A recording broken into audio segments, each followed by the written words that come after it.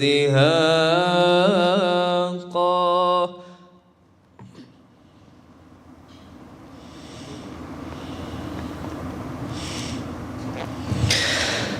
لا يسمعون فيها لغوا ولا كذابا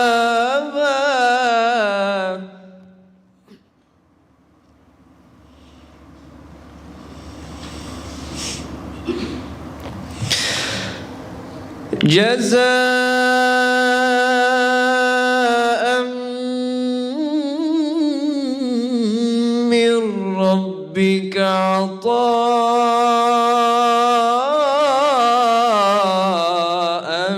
حسابا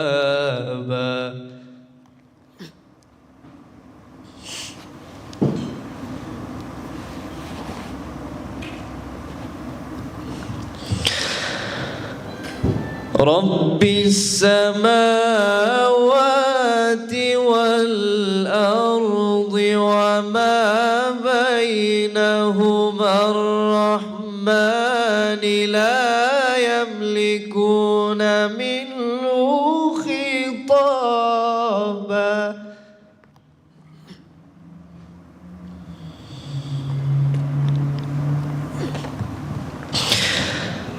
يوم يقوم الروح والملائكة صفا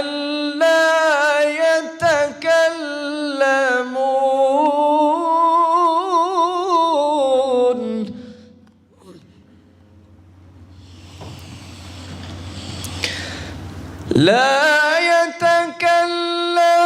يتكلمون إلا من أذن له الرحمن وقال صوابا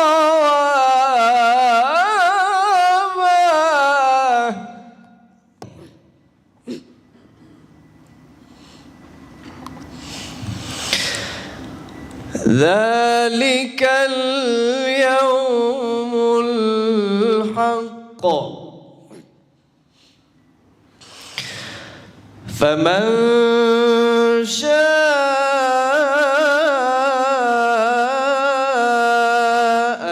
اتخذ إلى ربه مآبا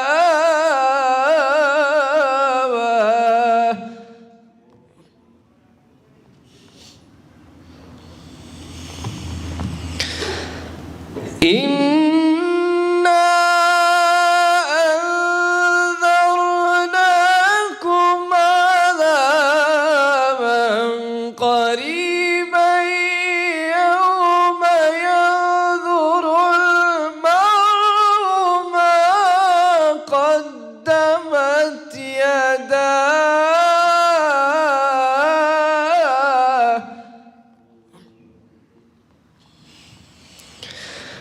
ويقول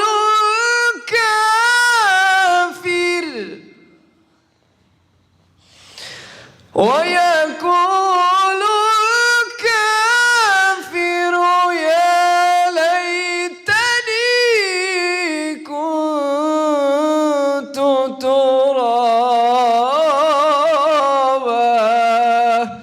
صدق الله العظيم.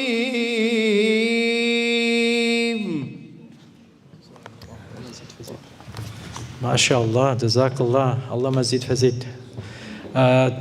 Our Qari is also an educated TLC, so we clearly have very talented Qurra amongst our staff at TLC. I think we basically almost full. There's a few more people coming on the men's side.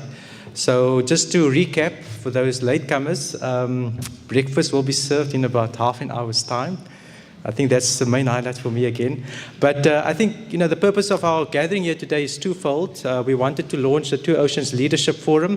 Again, as a reminder, this program is being live streamed on Facebook and Instagram. Please do follow us. I think there are only 5 followers, of which I'm one at the moment. So please do follow us on Facebook and Instagram as well.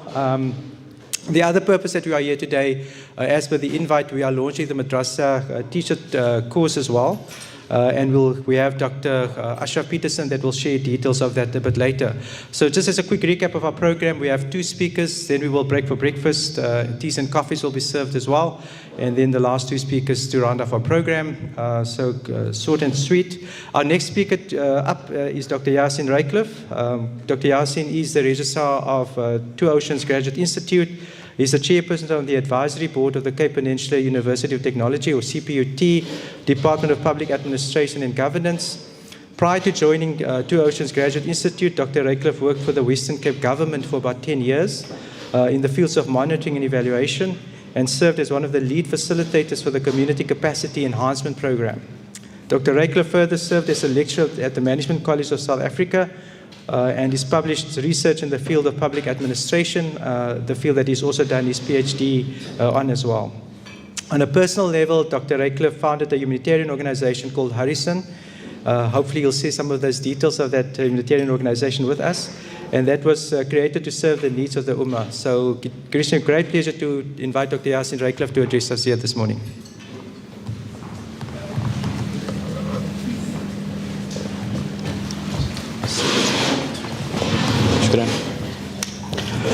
Assalamu alaikum wa rahmatullahi wa barakatuh. First of all, shukran to one and all for coming and joining us today. It's indeed a privilege. The directors has asked me just to share a quick purpose in terms of the rationale as to why the forum was created. And as is the case with many aspects of our deen, we start with the niyyah, with the intention, inshallah. So to give you the proper wording, I will read the intention before getting into it. So inshallah, the directors sought to create a platform in which alims, afternoon madrasa teachers, and other leaders from fraternities within our community could come together and share knowledge and their experiences, thus creating a community of practice aimed at empowering the leaders of tomorrow. So one may ask, how will this be achieved? Let me tell you that each and every one of you sitting here today is an expert in their respective fields. Is it not so? And by using this knowledge and expertise, we can first of all empower the entire group that we have here to expand our knowledge base and also then improve the community at large, inshallah. So the forum will take a three-pronged approach.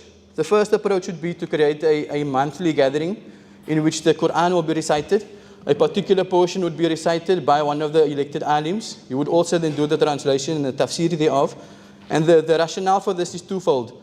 Firstly, we need to improve the recitation of the Quran within our own communities and within our own homes, and also to create an understanding of the Quran, inshallah. The second would be to create and reignite that need to actually start reciting the Quran. First of all, within our homes and within our community. And once again, to ignite that love for wanting to recite the Quran with particular understanding, inshallah. So that would be the first approach. The second approach would then take on the expertise of the rest of the group, in which alims, madrasa teachers, and principals, lawyers, etc., whoever will form part of the forum, you would basically form a community of practice. And this community of practice would give you access to expertise that you wouldn't necessarily have elsewhere. So inshallah, this is one of the envisaged goals of this forum, to empower not just the members of this group, but also our community at large. The third approach, which I think is also a very important one, is that the Education Leadership Forum has set out to apply for various accredited courses that are aimed at empowering its members through official credit-bearing programs. Some of the speakers will speak about this a bit more later. But something that we have already achieved, alhamdulillah, is that we had sought to create an opportunity for our alims, first of all, and other members of the community to embark on an official education program. So alhamdulillah, the directors has another venture, an official accredited institution in which you can now pursue a Bachelor of Education and a postgraduate degree in education itself with an accredited institution. And this is with the aim to empower, first of all of our members that we have here, and secondly, to empower our communities at large. If we can just take a minute and reflect and imagine what type of teacher you would have if your teachers are all Hafidh. What type of teacher would you have if your teachers are all alims? What type of teacher would you have if you have teachers who are dedicated and empowered to improve the lives of the community? So this is something that this forum, inshallah, is set out to achieve. And with the blessing and the qudrat of Allah, we will do so, inshallah. So once again, just to recap, the rationale for the forum is entirely to empower the leadership of tomorrow. So with that, inshallah, there will be a notepad sent around a bit later. If there is any questions or any comments or suggestions that the floor might have in terms of the management of this forum, We will send around pieces of paper a bit later, and we will then just collect it again. We will give you an official response after the meeting, inshallah. And just to leave you with the thought that education is indeed a treasure chest with endless possibilities.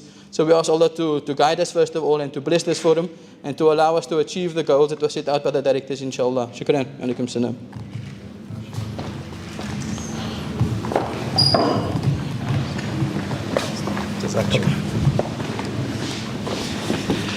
Okay, shukran to Dr. Yasin Raycliffe.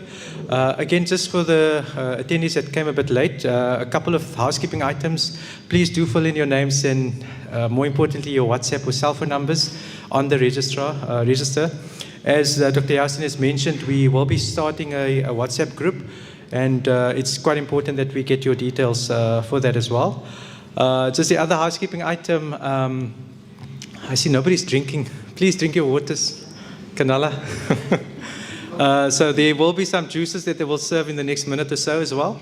So please stay refreshed and stay hydrated as well. It's quite important. Our next speaker, I think, needs no introduction. Many of us know him. He has had an illustrious career in Cape Town and in South Africa as well. And I think on a personal level, before I introduce our next speaker, Dr. Ali Adam, I've known Dr. Ali Adam for over 15 years, and he's become like a father to me. So alhamdulillah, it's really an honor and a privilege for me to be doing the introduction to Dr. Ali Adam. Dr. Adam is one of the youngest 82-year-olds that I know.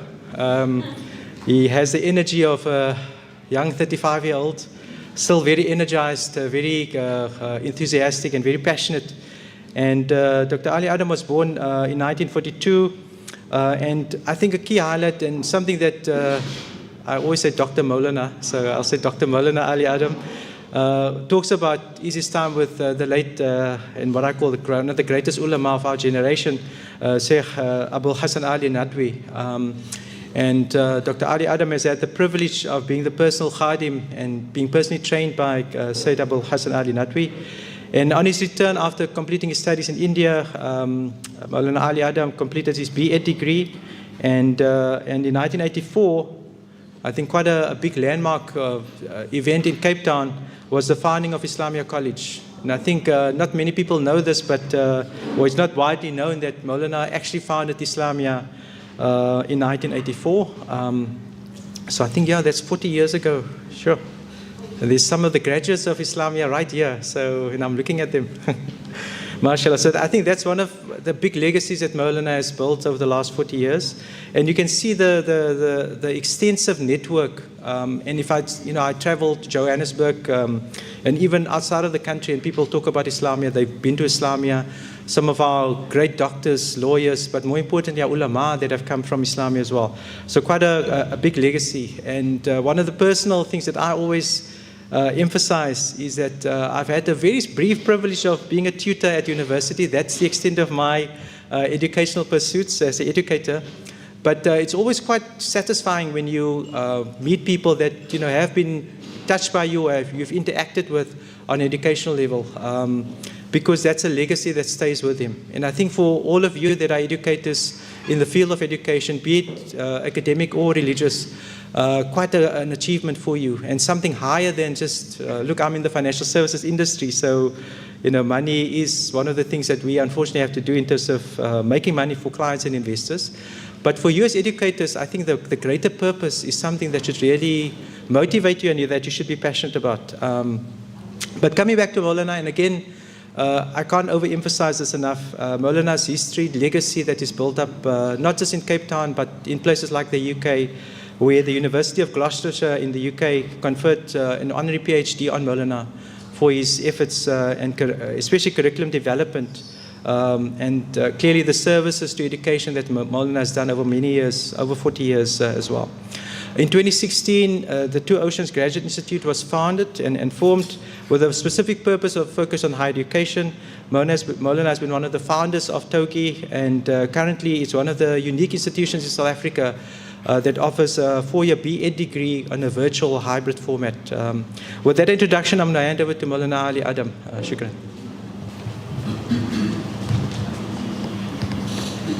No, just here. Stay. I'll use the podium as my support. Assalamu alaikum wa rahmatullahi wa barakatuh. I've got so used to adding good morning because most of our functions, not this one, have non-Muslims attending. So anyway, assalamu alaikum to everybody. And thank you for attending, because there is a bit of a unknown in this gathering now. What's happening here in Cape Town suddenly, off the cuff. No, it's not that unknown. It's just that being involved in education from probably 60 years ago, when I originally decided to go and study for an alim course in India. So it's a long, but then you learn from there. One must never become static, and I learned that from Ustaz Abul Hasan Ali Nadwi, that Islam is about continuous movement. And if you work and create your Islam around the Quran and Sunnah, then you realize certain phenomena that remains and will always remain. It will never be solved. Maybe after the Day of Judgment, in the right place, we may get a glimpse. I don't think we'll ever be able to understand fully. You know, I did this once at Jummah. How long did I take to do this? Can anybody take a guess? How many seconds you think? Definitely can't be a minute. 2 seconds. That is the time which Almighty required to create the entire universe. And the entire universe it took, scientists have discovered, it was the Big Bang, if we accept that theory. We don't have to, but it seems it can be acceptable. But that's all was required. In other words, for Almighty was instantaneous. And that universe, and we are now fortunate that within our human ability, we've been able, through research and studies, realize, and that with the space travel, it's happening at a much faster rate. The universe is expanding virtually at billions of miles per second. From that time when it took 3 seconds to start. Don't even try to fathom it or understand it. The human mind is not created to understand that kind of knowledge of time and space. All that it should make us realize is that Allah is great. Allah is all-powerful. Allah is all-knowing. Allah is the main guide. Allah is the one that looks after you. Allah is the one that provides. There's no such a thing as, I will not have more than 2 children because I can't afford it. That's virtually, in my personal view. There are ulama here, but my feeling around anybody making a statement that I can't have too many children, or I can't have more than 2 or 3 because of the cost of living, it's actually making a statement of kufr. You can argue against it or give other interpretation, but that's my personal feeling. Because we're going against what the Quran teaches us, what Rasulullah told us, that risk and provision is only from Allah. That's just to start, but MC, don't worry, I'll keep my time. The thing that brought this forum about and the desire to look at higher education, I'll deal with that in a few minutes and then move on. The whole idea that we should train our own teachers, that should never have stopped after the fall of Spain. After what happened in Spain, after 800 years of ruling in Spain, we were virtually kicked out, and kicked out in such a way that if you remained as a Muslim in Spain at that time, you would have been probably jailed or assassinated or whatever.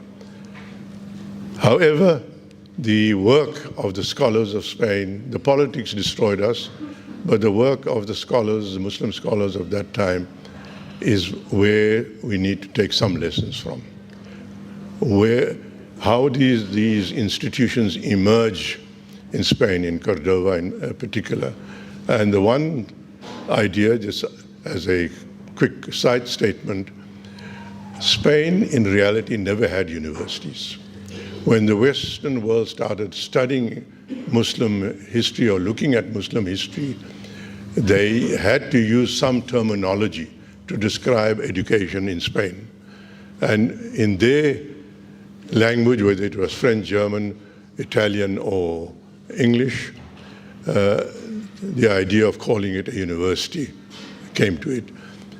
Our universities, or what we call universities today, emerged in Spain in the format almost of madrasas in masjids. Or, if it attracted larger students, a little hall or a little space at the home or attached to the masjid. So the first institutions in Islam was around masajid. That's what it emerged. Eventually they called it university, but when we did some research about 10 years ago, we found out there is no way we can find the University of Cordova. The University of Cordova was never in existence the way we look at the university, but the learning was there. And the West is where it is today because the Pope and the Roman Catholics at that time encouraged their scholars to go and study in Spain. And the first thing they had to do was to study and learn to speak, read, and write Arabic as best as possible. Nobody was taught in any other language but Arabic. So that became the norm. The scholars read Arabic, became proficient in Arabic, and did their research, remained Christians, did their research, and presented their findings also in Arabic. And then after that, a lot of the translation phase and century kicked in, and all those things happened. But to get to the point why we are standing here and why I'm concerned, and my colleagues and whoever are here, I don't want to take names, because I think everybody sitting here, male and female, you are special in your own way. And that's why you are sitting here. It doesn't mean those that are not here are not special. Every Muslim, anybody that recites the kalima becomes special in any case. But what I found very perturbed, what I was very perturbed out, was the lack of the knowledge of history among the Muslims in general, but particularly in the ulama fraternity. There are reasons for that. We don't have to go in here. Time won't allow, but we don't know our history. That's, to put it in bluntly and plainly, we don't know our history. And I'll just give you one or two examples and then conclude to make you realize how critical and how important it is to know your history, and then you will see the relationship and the phenomenal link between the Quran and Sunnah and history and science and physics and chemistry. Everything comes together. And that was the driving force in starting Muslim schools. Before I elaborate on the history side, we must realize, friends, that Allah is not against us. He never was. Not just us, human beings, even non-Muslims. He is not against us. He is not anti-Christian. He is not anti-Jew. He's pro-humanity. And in the process of pro-humanity, in our age and time, it's all around Islam. We must keep that in mind. Allah is not a creator who wants us to go into the fire. That's not his mission. That's not his desire. He never created the world and the universe as vast as it is to send people to the fire. It's we who choose to go to the fire by making the wrong choices. So Almighty wants us to be blessed. He wants us to know that. But we drifted away from the Quran. After Spain in particular, we definitely drifted away. If we were the kind of society we were supposed to be, then in my humble view, and whatever I say, my sisters and our ulama fraternity and non-alims, keep in mind that I'm speaking in my personal capacity. I'm not giving fatwas here. So if I say something wrong, correct me and tell me, look, Maulana, I think you shouldn't have said that or that. I'm open to that because I'm not standing here as an expert. I'm standing here as a learner. Just on the school thing, when we started in 1984, the first school that we know as Muslim schools of today, they were Muslim schools of a different nature prior to that. However, the kind of Muslim school that we wanted to open, the first one was done in London, and it was done by Yusuf Islam. Because when his daughter was ready at the age of 6 to go to primary school, he said, I cannot send my children to a government school or to a normal school. I am the product of that society, and my children can't go there. He appealed to the Muslims of London and the UK, and not a single Muslim businessman to give money or a teacher to teach in a Muslim school came forward, not one. So he, on his own, then decided that he will do it with his own money and his own effort. And that started in 1983. We started with Islamia, at that time Habibia Girls College, in 1984. And the reason why I have to mention this is to tell you, and why I said that Almighty provides in the beginning, is to realize what happened. It's 40 years now, probably 41 years since that first school and Islamia, the second school. They are now inclusive of the Muslim countries, especially Indonesia and Malaysia and Pakistan. They are now close to 60,000 Muslim schools globally in 40 years. 35,000 are in Muslim countries, and the balance are all over the West. You'll be surprised that there are close to 300, definitely over 200 schools in Europe, with all the Islamophobia. Belgium alone, about 15 years ago, when we were in Europe, we did a calculation, had 31 about 15 years ago. So even France, which is so anti-Muslim, it at literally 3-4 kilometers, I haven't been there, but I was told there's a fully fledged Darul outside Paris. So we mustn't make the mistake of thinking there's doom and gloom out there. Islamophobia is not just because of what happened with Saddam and those. Islamophobia is there because if we know, that is what I want to emphasize here today. We need to know our history. By history, I don't mean the past, I mean current happenings as well.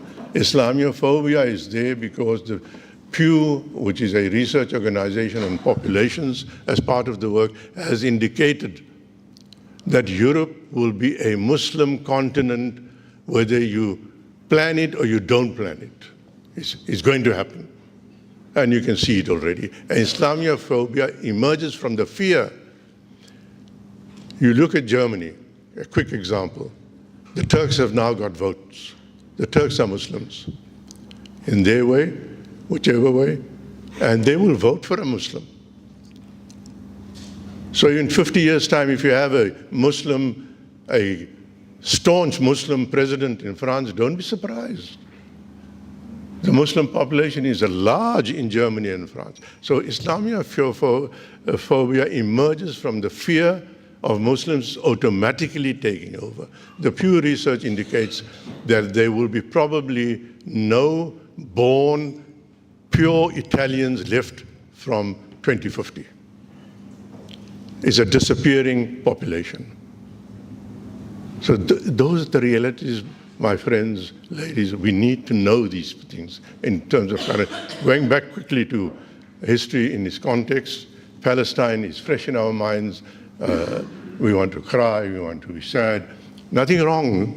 I mean, but how many of us sitting here are aware that the genocide that's taking place now has already happened 2 or 3 times in Gaza itself? We don't know that history. Gaza was wiped out in history more than once but we're not aware of that. But why Gaza? I can't elaborate on that now. The time is not there. Why particularly Gaza? A quick one. All the Anbiyas, most of the Anbiyas mentioned in the 25 mentioned in the Quran, have something to do with Palestine. Musa alayhi salam came from Egypt, and the whole history is there. We don't know that history. We need to find out, as scholars, as alims, why Gaza? What is happening there? What is the graveyard of Ascalon all about? Who is buried there? Or it will be wiped out soon. We need to know that history. We lost the history of the amount of Europeans in East Europe who were Muslims. And still we don't realize what Bosnia's killing was in the 300 million or 300,000 were killed in the Srebrenica and that war that took place there. We didn't even know that there were so many white Muslims, to put it in the context being South African and knowing apartheid. We had no touch with them until they were virtually wiped out, and we didn't know that. When I first went to, we are surprised why a Muslim country is doing anything. I went for Hajj, my first Hajj, just after finishing my studies was in 1970. And I realized then, speaking to Arab scholars and through Nahdlatul Ulama, we had good contacts in Makkah and Medina and in Jeddah. I realized, but something is wrong here. I didn't hear it, I realized it, I saw when them talking. There was pure hatred in the Arab world for Palestine and Palestinians.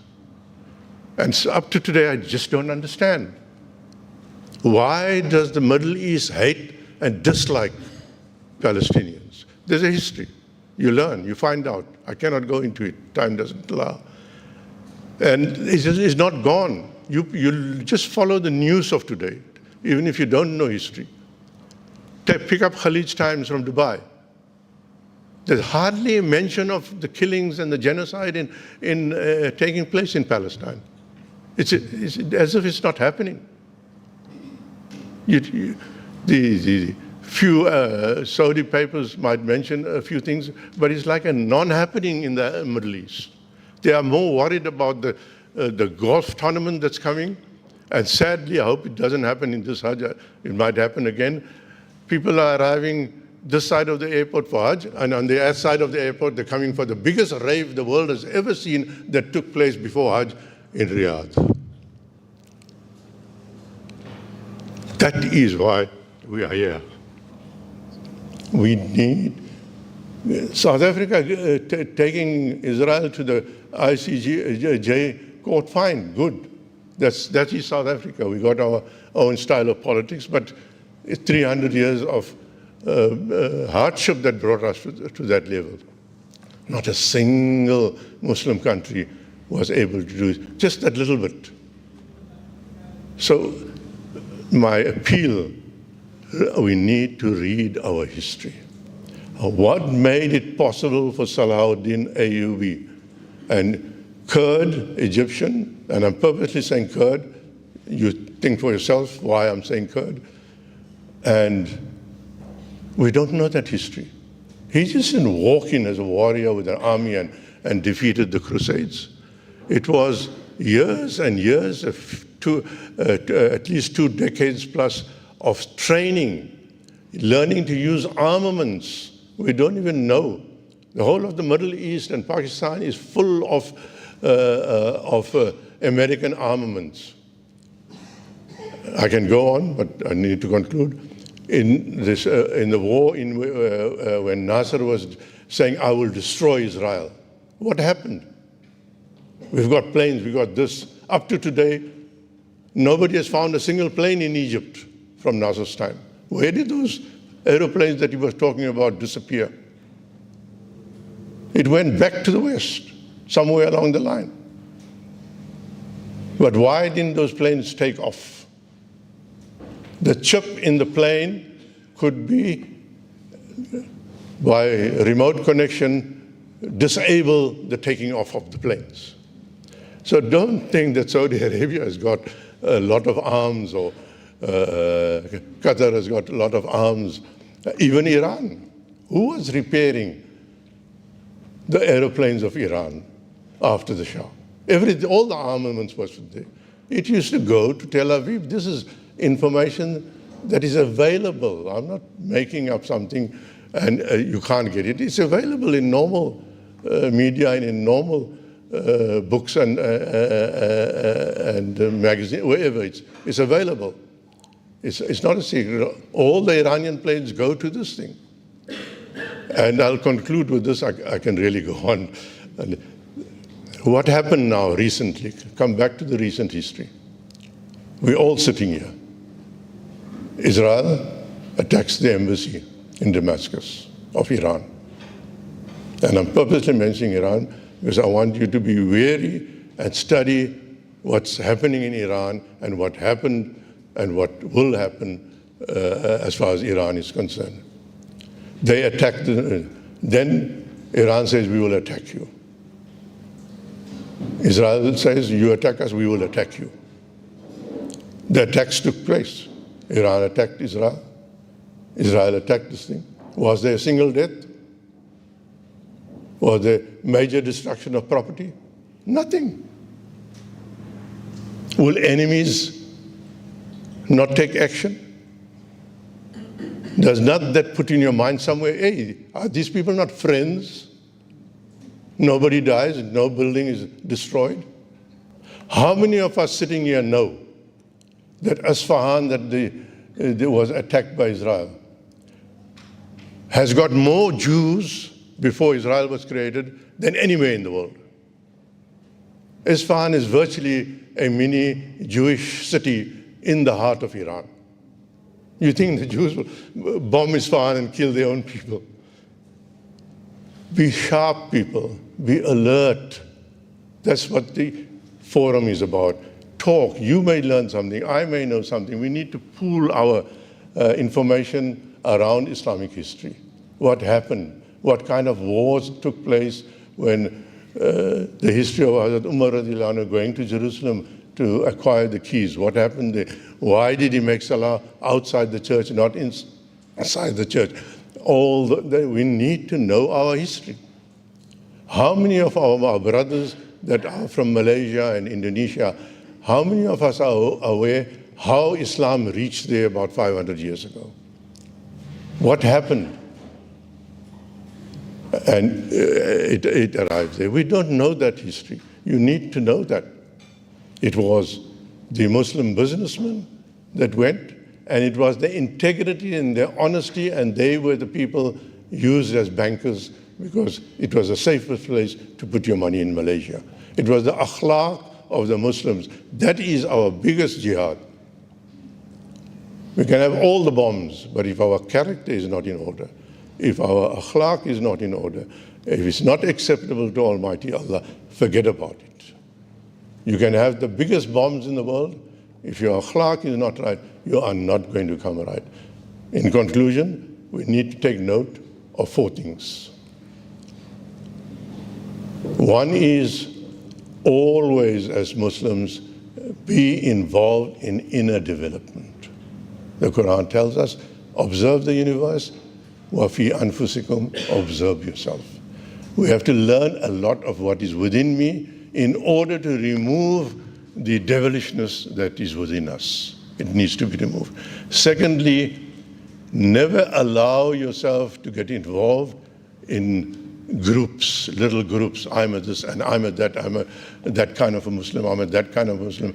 I'm a Wahhabi, or you are Wahhabi, and you are India from this place, or you are Barelvi, and you are this. Don't allow for that to come into your lives. You will destroy yourself. Also, be very, very careful. Be very, very careful of what the West is doing to us. And that's my final statement. If you pick up the research prepared by RAND Corporation, it says very, very clearly, in order to take control of the Muslims, we have to do the following. I think there's about 21 items in the list. But what worries me most and alarms me, the first item on that list is making of zikr and halakas widely in the Muslim community. And the report says we now ask the American government to fund the spread of Sufism in the Muslim world. I can't answer that, time doesn't allow it.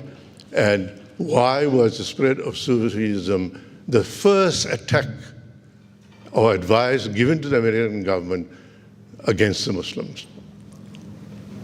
Because it's a very dangerous area. Self-righteousness is a very dangerous area.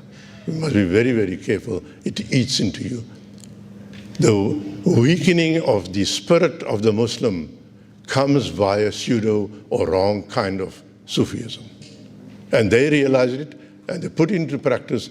And the first Bush president was asked to allocate $5 billion, which he allocated. $5 billion about 20 years ago was given to the different universities in the United States to spread Sufism in the Muslim world. And sadly for me, without taking names, and don't even try to find the names, you won't know it, two of the leading Muslim scholars who are among those that are spreading Sufism come from Cape Town. Jazakumullah.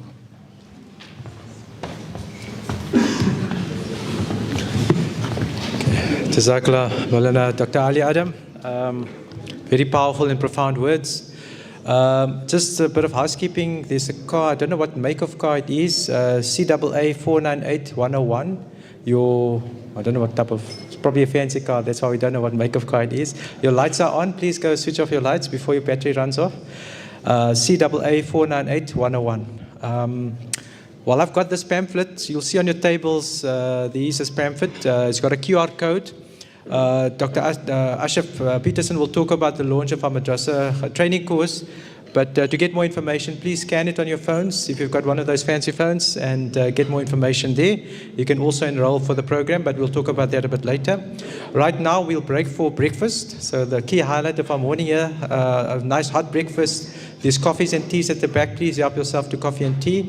It's also a networking event, so please get to know your fellow attendees.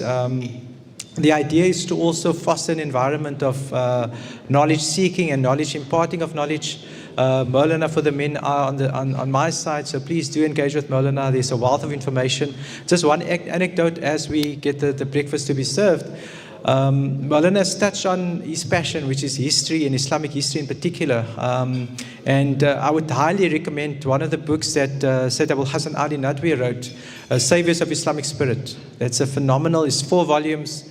It basically chronicles the history from the time of the Sahaba right up till, I think, probably 200 or 300 years ago.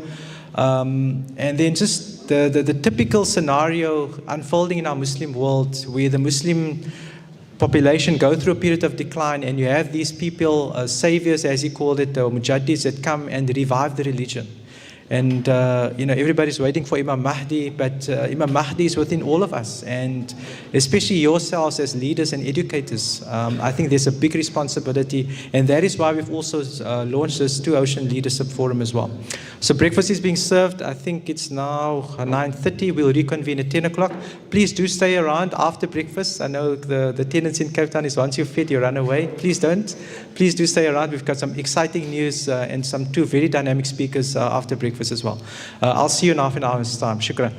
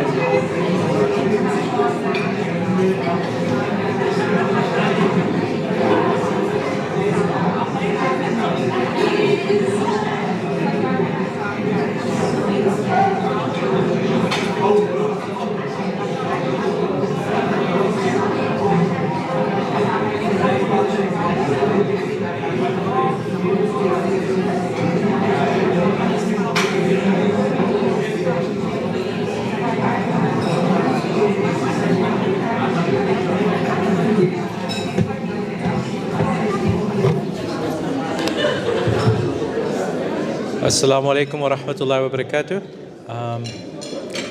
Please don't mind me. If you need to eat, you need to eat. So there's still a lot more food. We will carry on with the program. But like I said, yeah, you can get up, get some more food, get teas and coffees. Yeah, there's no rush with the food as far as that is concerned. Again, just some housekeeping. Please do fill in the registers. We do need to get your names, numbers, and more importantly, your cell phone or WhatsApp numbers. Also, the little pamphlet on the table, please scan the QR code if you are interested in enrolling for the course. There is a course fee of 800 Rand, but I know there are sponsors that have been lined up, so if it is an issue in terms of financing, then I'm the finance guy, so we will work something out, don't worry, inshallah. Our next speaker, I think, has probably one of the most impressive CVs that I've seen. I think it's quite a privilege and honor for us to have her at Two Oceans Graduate Institute. Our next speaker is Mrs. Mazluna Kamali. Mrs. Kamali serves TOGI, or Two Oceans Graduate Institute, as the head of department in the postgraduate certificate in the senior phase, as well as the FET phase program as well.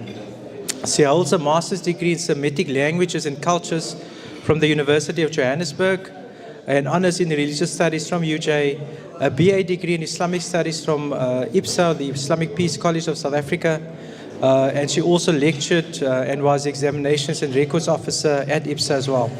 She holds a degree in early childhood education and taught in the field for just over 13 years before pursuing Islamic and religious studies. Her present interest and study centers on Muslim women's comprehension, interaction with, and application of the Quran in their everyday lives, focusing on the transformational qualities of the divine religious text. Her MA research at the University of Johannesburg focused on Positive Muslims. And on a personal level, I actually know one of the founders of Positive Muslims as well, a family connection there. An organization that was founded in aid to assist those impacted and living with HIV/AIDS. Specifically on the organization's approach of theology of compassion and an application of liberation theology. So quite a mouthful, but very important work that's being done by Positive Muslims as well. Above all of that, Mrs. Kamali is finding time to do a PhD as well. So she's currently registered for PhD at UWC. But I think probably one of her greater achievements is that she's the doting mother of 4 Hufad, mashallah. 4 of her children are Hafidh al-Quran, and the grandmother of her granddaughter Safa as well. With that, I'm going to hand over to Mrs. Kamali.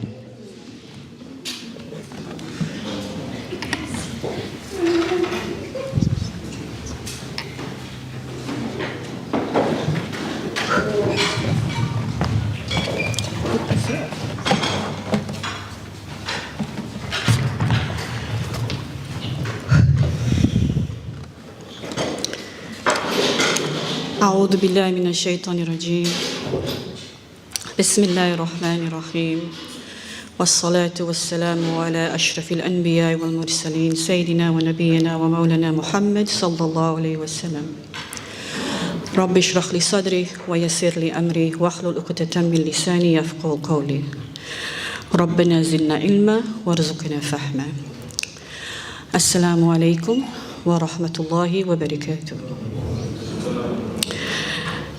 Don't be taken by the words that the program director have just introduced me as. I've been requested to speak at this, what I term the inaugural event for the launch of the Education Leadership Forum, an initiative by the Two Oceans Education Foundation. And while I am honored and very, very nervous to be addressing this gathering here today, I have a few disclaimers that I'd like to make. I'm in no way the best person to be addressing this learned gathering. There's definitely some people here who could do a better job than myself, people who are more knowledgeable and who I have also had as teachers for myself during my journey. So it is an honor to be speaking, but I feel that someone else could have done it. But with that, I request your patience and your indulgence, and I seek your forgiveness for anything that I may say today that may come across incorrectly or may differ with you in, and Allah knows best. My purpose today is to present to you my thoughts on the topic that was given to me, and to hopefully have us depart with a continued reflection upon a way forward toward reclaiming our roles as active participants in developing and shaping our families and our leaders of tomorrow. I've contemplated on this topic since the day that Mrs. Ashra Norton called me all the way from Makkah to say, Masnuna, you have to speak on this topic. And Maulana Ali Adam came to see me at Togi's offices and briefed me on what it is that they would like me to speak to. So I'll commence with starting to say that Islam places a great emphasis on education. One could argue this with reference to the very first verses of Revelation, when the Prophet Muhammad ﷺ found himself meditating and contemplating about the state of life and practices prevailing in his community at the time. In this moment of despair and contemplation, we all know the story. The angel Jibreel appeared before the Prophet Muhammad ﷺ, commanding him to read. Scholars have deliberated on why this might have been the first command. And among these agreed upon considerations is that it speaks to the emphasis placed upon the importance of knowledge, the importance of seeking education in Islam. In this talk, I will present the spaces where I believe a believer may find exposure and access to knowledge and education opportunities, followed by some of the challenges that these spaces may find themselves faced with. And in closing, how as parents and leaders, we may collaboratively want to rethink the role of these spaces. And I believe that the Two Oceans Education Foundation Education Leadership Forum may present an opportunity for such collaborative deliberations, thinking, discussion, and establishing opportunities towards rebuilding. The spaces that I want to focus on is the home, that is made up of parents, siblings, grandparents, and extended families. And then the second space I'd like to think about is the community, that is made up of our masajids and our institutions of learning. If we think about these spaces and consider them isolated from one another, then we would be thinking in a direction that may set ourselves, our families, and generations to come up for failure and destruction. These spaces must function seamlessly, interconnected with an objective toward an intersectional thread, stringing them all together.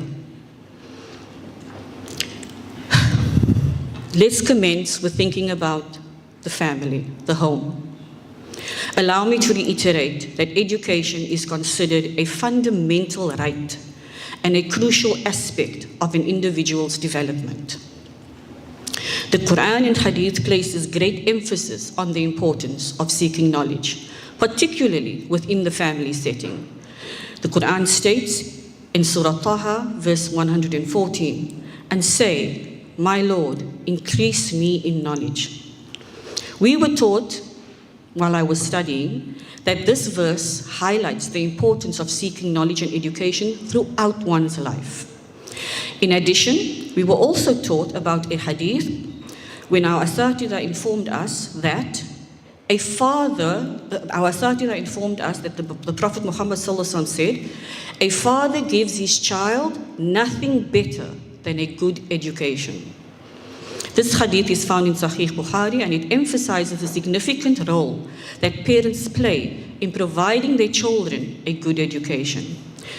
The aforementioned reference about the father can be linked to both parents. For the famous saying that our scholars always remind us of is that a mother is as important, and perhaps even more so, when they tell us that the lap of the mother is the first school for the child, and if the mother is righteous, the progeny becomes righteous. I'd like to take this opportunity to share a personal experience, a story of when my husband and I were residing in Newcastle, when he was studying at the Darul Uloom there. At that time, there was no madrasa for the women to attend. There was only a Friday afternoon after Asr Nasiha session that was presented by Mufti Aker Hussain at that time. And we diligently attended those sessions because of our thirst and desire for knowledge. Another circle of learning space presented itself by the way of weekly ta'aleem programs at the homes of different women in the community. And at one such ta'aleem gathering, the host invited an elder female from the community to come and give us younger women, wives and mothers, some nasiha. She was introduced as having 7 children, sons and daughters, all of them being hufad of the Quran, all of them having studied deen, all of them having pursued academic studies and become professionals in their field of studies or entrepreneurs in their own businesses. The question was posed to her at this gathering: how have you raised 7 hufad of the Quran who have become successful in both deen and academia and business? She replied with what seemed to be a very simple reply at the time, but in reality, it was very meaningful. She said she only feeds her family with that which is halal and tayyib. And she added that whenever she cooked, she commenced with reciting, A'udhu billahi minash shaitanir rajim, Bismillahir Rahmanir Rahim. And she followed this with keeping adhkar during her activities while she was busy doing anything for her family. She did this in everyday life, and she located this action of hers as a means of protection and guidance for her family. I thought about that when I heard that story that day, and I still think about this lady often since I became a parent, contemplating that the 2 purposes of education in Islam are: 1, to serve only Allah subhanahu wa ta'ala, and 2, to harmonize between bad and good qualities in the soul, and to ensure a balanced development of the body, mind and soul, and to endeavor towards the perfection of one's akhlaq. That is, knowing that of one's moral behavior with one's interaction in daily life can never be separated. It will always go hand in hand. And in this understanding should go beyond the home. The home is made up of parents, as I said earlier, siblings, and extended to grandparents, aunts, uncles, etc., all of whom will have an influence and impact on the 2 purposes of education just mentioned. It is in the home that the fundamental foundation must be cemented firmly. As mothers, we must have the tools ourselves to be the labs our children can find their first madrasa. As fathers, we must be the example and inspiration to motivate and lead our children toward a good education and well-balanced moral perfection. But the family unit, in my research and exercises that I've done in the community, is challenged by many plagues in the society, such as breaking family ties, broken homes, child-headed homes, grandparent-headed homes, single-parent homes, and multifaceted socio-economic challenges. And so, we cannot do this alone. We need a community to assist us. We need a support network to rely on, which brings me to my next point, the network of community. Let's consider, who is this network of community? I put it to you that this network of community are you and me. Yes, the community is all of us seated here today, and all of us in the institutions that we work in. We shape the community. But in order for us to have an impact in shaping the community, we must have insight into the community's challenges and thus the community's needs. We must possess a shared vision, a shared goal for that community, and thereafter a collective approach in action towards achieving the goal and realizing that vision. The first part of this talk, we focused on the home and the family, and presented that knowledge developed in this home includes both academic and spiritual and moral education, which is essential for the development of a strong and knowledgeable Muslim family. The Quran states in Surah Luqman, verse 13, "And remember when Luqman said to his son, 'O my son, do not associate anything with Allah. Indeed, association with Him is a great injustice.'" This verse highlights the importance of teaching children the basics of Islam, including the Tawheed, the oneness of Allah, and the importance of worshipping Him alone. Moreover, it is narrated in Tirmidhi that the Prophet ﷺ said, "Teach your children the recitation of the Quran, the way to pray, and teach them good morals."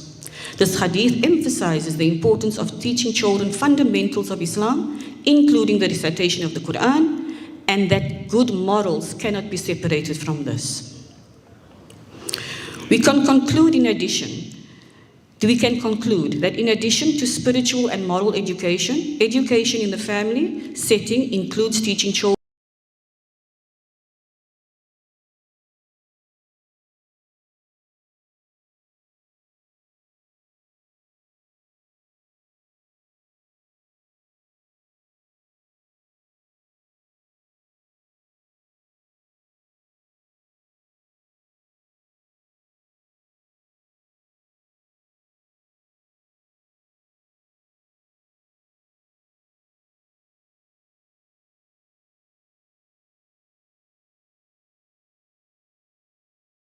the madrasa teacher, the school teacher, the lecturer at university, the imam, the maulana, the sheikh, the mu'allim, the mu'allima,